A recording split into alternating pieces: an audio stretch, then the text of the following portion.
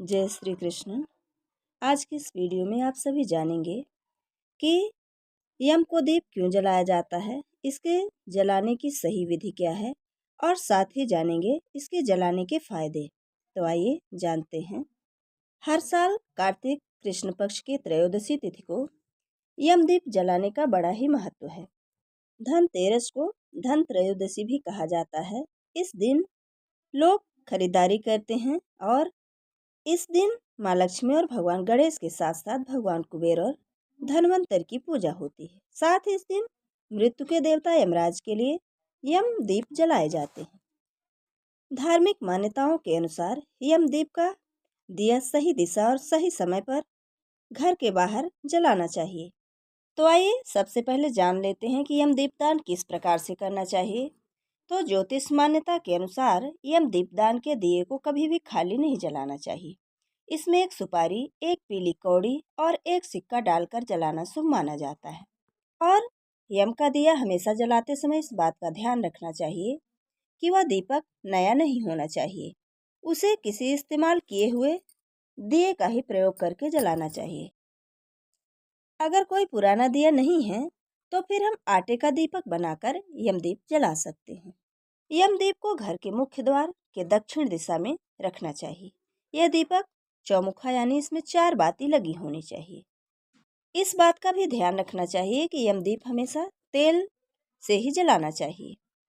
ऐसा माना जाता है कि कार्तिक मास के कृष्ण पक्ष की त्रयोदशी तिथि के दिन सायंकाल में घर के बाहर यमदेव के उद्देश्य से दीप रखने से अकाल मृत्यु नहीं आती है। अब आइए जानते हैं कि दीपक जलाकर किस तरह से रखना चाहिए। तो घर में पहले से दीपक जलाकर यम का दीपक न निकालें। दीपक जलाने से पहले उसकी पूजा करें। किसी लकड़ी के बेंच पर या जमीन पर तख्त रखकर रोली के माध्यम से स्वास्तिक का निशान बनाएं। फिर एक मिट्टी के चौमुखे दीपक या आटे से बने चौमुखे दीप को उस पर रखें। दीप के आसपास 3 बार गंगा जल का छिड़काव करें। दीप पर रोली का तिलक लगाएं। उसके बाद तिलक पर चावल रखें। दीप पर थोड़े फूल चढ़ाएं। दीप में थोड़ी चीनी डालें। इसके बाद 1 रुपए का सिक्का दीप में डाल दें। दीप को प्रणाम करें। इसके बाद प्रदोष काल में दीपदान कर दें। गेहूं के आटे से बने दीप में तमोगुणी ऊर्जा तरंगे एवं आपात तत्वात्मक तमोगुणी तरंगे, जो कि अकाल मृत्यु के लिए ये तरंगे कारणभूत होती हैं। ये उसको शांत करने की क्षमता रखती हैं।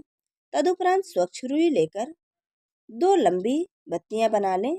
उन्हें दीपक में एक दूसरे पर आड़ी इस प्रकार से रखें कि दीपक के बाहर बत्तियों के 4 मुंह दिखाई दें। अब उसे तिल के तेल में भर दें और साथ ही उसमें कुछ काले तिल भी डाल दें। प्रदोष काल में इस प्रकार तैयार किए गए दीपक का रोली, अक्षत एवं पुष्प से पूजन करें। उसके पश्चात घर के मुख्य दरवाजे के बाहर थोड़ी सी खील अथवा गेहूं की ढेरी बनाकर दक्षिण दिशा में दीपक को रखने से पहले ही प्रज्वलित कर लें। ऐसा माना जाता है कि दक्षिण दिशा में यम तरंगे अधिक मात्रा में आकृष्ट एवं प्रक्षेपित होती हैं। तो ओम यम देवाय नमः कहते हुए दक्षिण दिशा में नमस्कार करें।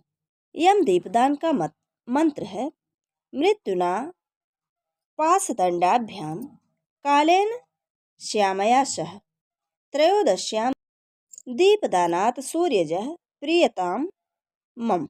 अर्थात धन त्रयोदशी पर यम दीप में सूर्य पुत्र को अर्थात यम देवता को अर्पित करता हूँ। मृत्यु के पास से वे मुझे मुक्त करें और मेरा कल्याण करें। अब आइए जानते हैं कि यमदीप दान करने की क्या वजह है। तो यमदीप दान घर में अकाल मृत्यु को टालता है। इसी के साथ यमराज से घर वालों के अच्छे स्वास्थ्य की कामना की जाती है। साथ ही इस दिए की वजह से घर वालों के ऊपर बुरी नज़र नहीं लगती, वो बुरी नज़र से बच जाते हैं। दिए के चौमुखी में से एक बत्ती यमराज के लिए होती है तो दूसरी चित्रगुप्त और बाकी 2 यमदूतों के लिए होती है। यम दीपदान के शक्तिशाली मंत्र का उच्चारण सही तरीके से करते हुए अपने और अपने परिवार के स्वास्थ्य की मंगल कामना करना शुभ होता है। ये थी यम दीपदान से जुड़ी संपूर्ण जानकारी। जय श्री कृष्ण। धन्यवाद।